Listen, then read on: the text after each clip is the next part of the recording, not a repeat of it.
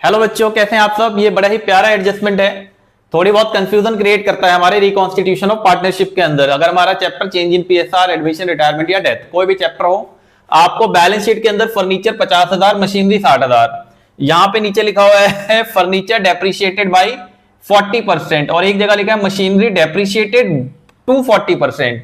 तो बच्चे बाई 40% का मतलब हुआ कि फर्नीचर कम 40% से होगा। तो मैं क्या करूंगा, इस 50,000 का 40%, 5 4 द 20। तो मैं यहां पे बच्चे फर्नीचर का जो मैं अमाउंट लिखूंगा रिवैल्यूएशन में, ये कितने से कम होगा मेरा, 5 4 द 20, मतलब ये 20,000 से कम हो जाएगा। और जब मैं रिवाइज बैलेंस शीट में लिखूंगा बच्चे फर्नीचर, तो 50 माइनस 20, तो ये मेरा 30,000 का फर्नीचर यहां पे आ जाएगा। मतलब बाई का मतलब इतने से कम हो गया।